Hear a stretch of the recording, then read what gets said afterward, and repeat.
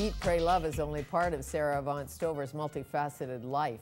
She is an honors university graduate, a yoga instructor, a spiritual traveler, an inspired woman who has beat cancer and plumbed the depths of her intelligence and her soul to help other women find unconditional happiness, something she suffers from.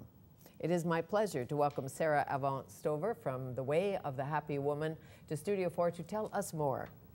Thank you. It's good to suffer from unconditional happiness, don't you think? It is. It's not bad. It's not bad at all. No, better than cervical cancer. Exactly. How did you find that out? Well, it happened exactly 12 years ago. I was a senior in college in New York City. And when I got that diagnosis, it wasn't full-fledged cervical cancer, it was the early stages. Early stages. And I just had this huge epiphany that, wow, I'm not gonna live forever. I was 21.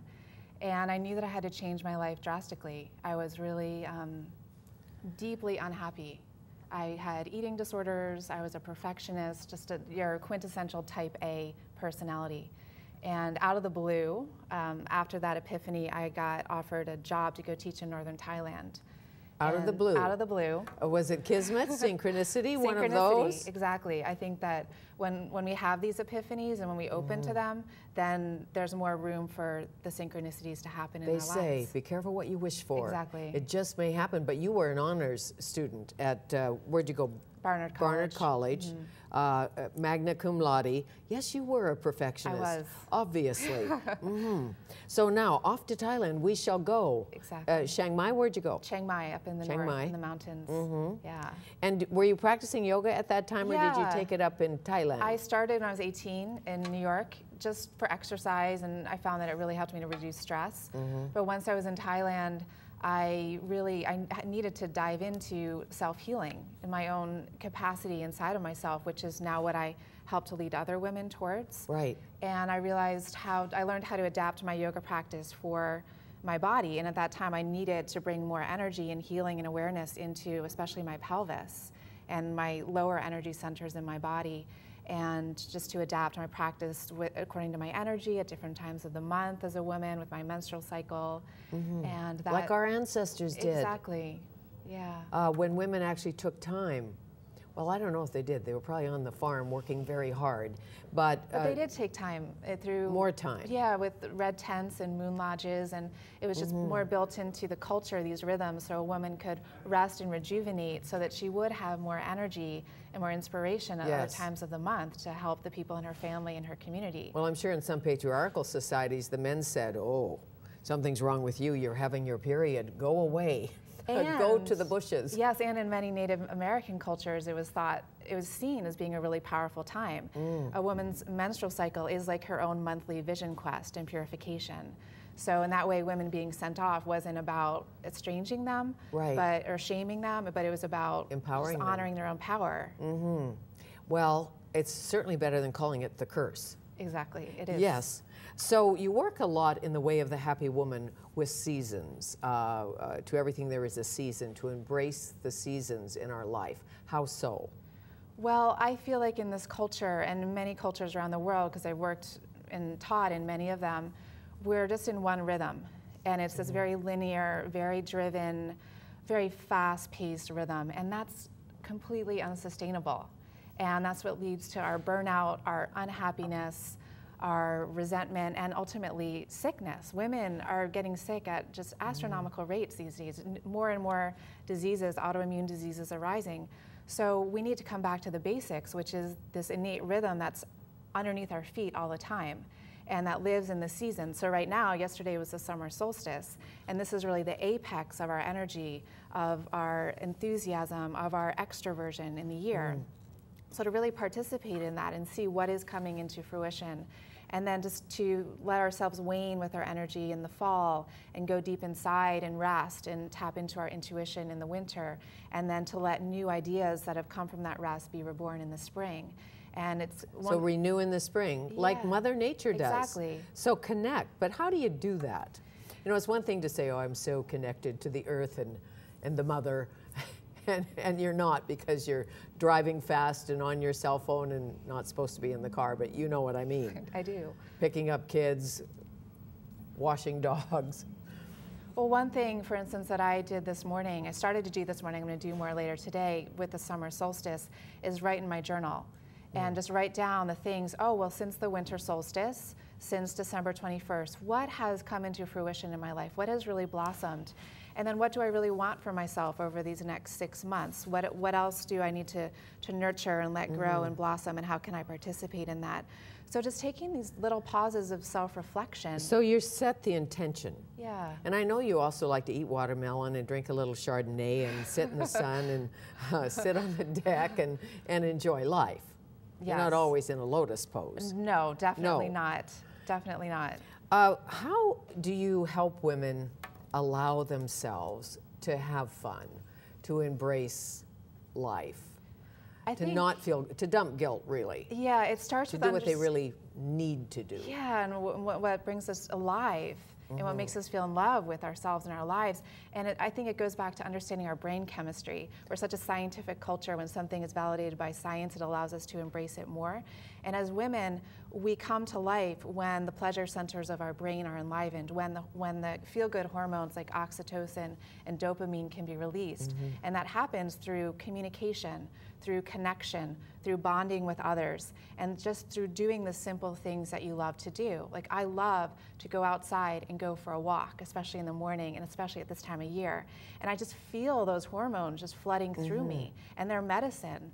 They're medicine for me. So I think as women, when we learn to understand that we don't need to keep pushing ourselves, but actually when you let yourself enjoy your life and enjoy your surroundings, enjoy being in your body, that's the best thing you can do for your health. If you did write a book called The Way of the Happy Man, how would it be different? What would you tell men about happy? Well, I think in the world today, and I've been doing more research about this, particularly with a man named Dr. Warren Farrell. Men have, I know Warren Farrell. Yeah, men have been seen as being kind of disposable, sent off to war or sent to work in coal mines or oil rigs. And not respected. Not respected. So for a man to really feel like, yes, you can follow your passion, you can follow your bliss, you can follow your joy. And I feel like as women, we've been afforded those opportunities more in the past, in the past 20 years or so. Sure. Well, Bly, I think it was Robert Bly, said, "Follow your bliss." Well, that's easier said than done. Yes. At times. It takes a lot of courage. It takes a lot of courage. And people who believe in you and see you. And to allow yourself to lose control. Yeah. You know, and that really takes permission. It does. It takes a lot of trust. For sure. Where do you think, for a female, passion goes? Joy. Where does it go? What do you mean? Maybe some females never have Where it. is it directed to? Or when you lose it, where does it go? Yeah, where does it go? You work in The Way of the Happy Woman about helping women get in touch with their feelings. Because, you know, sometimes you don't even know how you feel.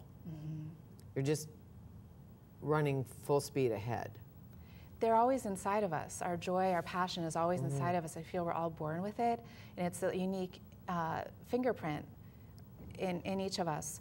So a lot of this path, the Way of the Happy Woman, and our path as men and women in the world is to kind of to go on this archaeological dig and to follow this thread of what really lights you up, what really turns you on, what really brings you alive, and to follow the impulses in your body, because your body never lies. True. Your body never lies, and when you tap into that, what the messages are, does it feel good or bad to be talking to this person, or to be in this place, or to be saying yes or no to this, and just to keep following that, like the breadcrumbs back to your Well, we hear it all bliss. The time. Trust your intuition. Exactly. Just trust your gut. Trust your intuition. But how do you learn to do that if you're not that person? You've never really paid attention.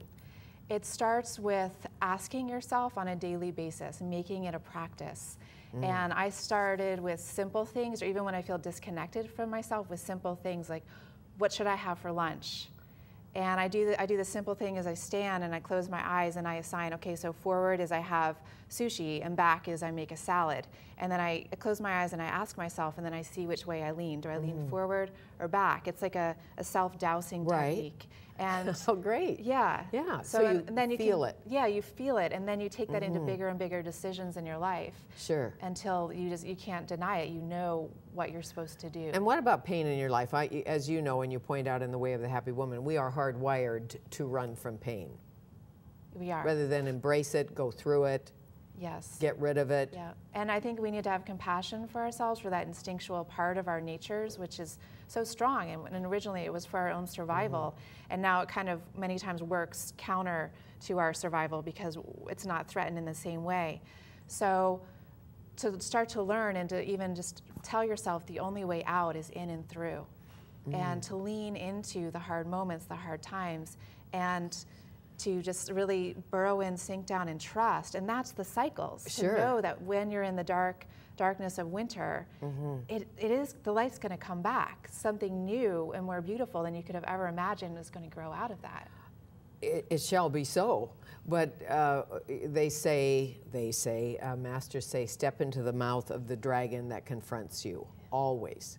Don't ignore it, don't block it, don't not talk about it. Well, however you confront it, but step into the mouth, deal with it, be it a bad diagnosis, a love affair, whatever it is.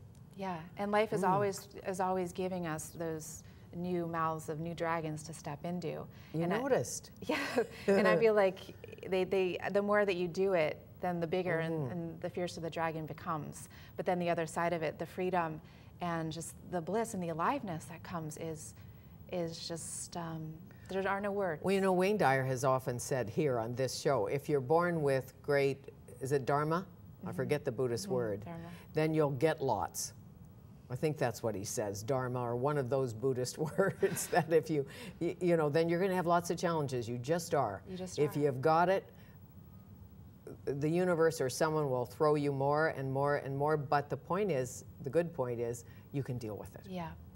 Because and you that's how got we it. grow. That's how we evolve and really taste who we are. Sure. What do you think holds you back or holds us back from making pleasure a priority? I'm really investigating this in my life, in myself and with the women that I work with, and I think it comes to shame about our bodies and shame about our sexuality. And as women, our spirituality, our creativity, our power comes from our sexuality, but we've put it in the closet, we put it in the shadows. And I think learning how to feel pleasure in our bodies and to express it even just with how you walk down the street, swaying your hips a little bit more and letting yourself smile just because you're in a good mood, not feeling like you need to make yourself rigid and... Right. Well, as you say, or corporate, you say make a sex date with yourself. I like that. Yes. Self-pleasure. Especially if you don't have another sex date. But even if you do, self-pleasure, I feel like we have, as women, we have such a block against really feeling our own bodies and feeling what really turns us on. And orgasm for women is one of the greatest medicines you can give yourself. It's an instant facial. It floods your body with that feel-good cocktail of emotions. For sure. I think we need to start seeing it as that. And all men should know that too. Yes. Yes, that's very good.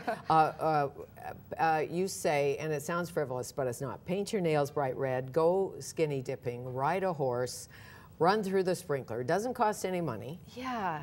And I feel like I went through this real sort of stoic and stark phase of my life when I started out in my early 20s as a yogini and denying all those things, not wearing nice clothes, not wearing makeup, not caring about what I looked like, and denying myself from pleasure even in that way. But now, as women, we need to go directly into it. And just the little things, like yesterday I picked a rose and I put it in a little cup of water next to my bed, and that brings me joy. Sure. Every morning you wake up and thank the universe, God, Allah, for a day. For this. For a cloud. And I know you stare at the sky a lot. I do. But that's good. Take the time. Stare at the sky, not directly into the sun, but at the sky. So you will be signing at Banyan Books, speaking, signing? Speaking and signing. That's Thursday, tomorrow night. Tomorrow night. And then you'll be doing a yoga workshop. How great. At Semper Viva and Kit's Beach Studio. Yes. Friday? Friday evening, it's a book talk and signing. And Saturday, it's a mini retreat. How great. I can't wait for The Way of the Happy Man. Yeah. Thank you so much. Nice to meet you. Thank you. The Way of the Happy Woman, living the best year of your life, Sara Avant Stover.